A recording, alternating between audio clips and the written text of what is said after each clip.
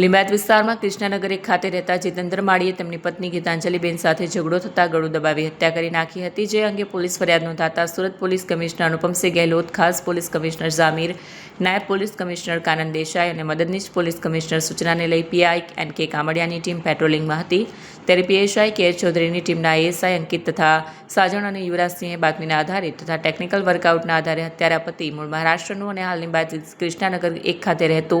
દિલીપ આનંદા માળી મહાજનને ઝડપી પાડ્યો હતો. પોસ્ટે વિસ્તારમાં આવેલ કૃષ્ણનગરમાં રહેતા જીતેન્દ્રભાઈ માળી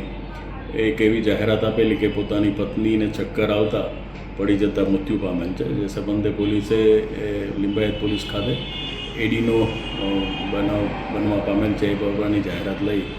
અને તપાસ હાથ ધરેલ. તે સંદર્ભે તપાસ કરનાર અધિકારીને લાશની સ્થિતિ જોતા એના ગળા ઉપર દબાણના નિશાનો જોવા મળેલા, જેથી પોલીસે જે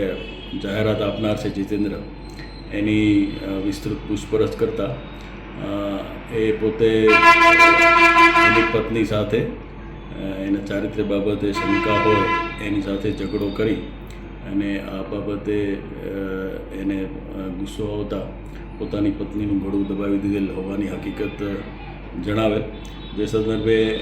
જે મરણ જનાર છે ગીતાંજલિ એના ભાઈને બોલાવી એની સાથે એની પૂછપરછ કરતાં એના ભાઈએ હકીકત જાણેલ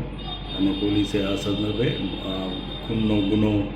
બનતો હોય ગુનો દાખલ કરી અને આ જે આરોપી છે જીતેન્દ્ર એની ધરપકડ કરેલ છે. જીતેન્દ્રનો મોબાઈલ ચેક કરતાં એનું જે ગૂગલનું એકાઉન્ટ છે એની હિસ્ટ્રી જોતાં એમાં ક્યારે કોઈ વ્યક્તિને શ્વાસ રૂંધાવવાથી શું થઈ શકે, ક્લોરોફોર્મ ક્યાં મળી શકે, એ સિવાય યુટ્યુબની હિસ્ટ્રી પણ જોતાં પણ એમાં પણ કઈ રીતે માણસને જે છે એ શ્વાસ ક્યાં સુધી અટકાવી શકાય, એનું કેવી રીતે મૃત્યુ પામે અને ક્લોરોફોર્મ ક્યાં મળી શકે, મેડિકલ શોપમાં મળે કે નહીં, આ બાબતની હિસ્ટ્રી જોવા મળે. જેથી પોલીસને આ બાબતે શંકા દ્રઢ થતાં એની ઊંડાણપૂર્વક પૂછપરછ કરે, જેથી આ ગુનો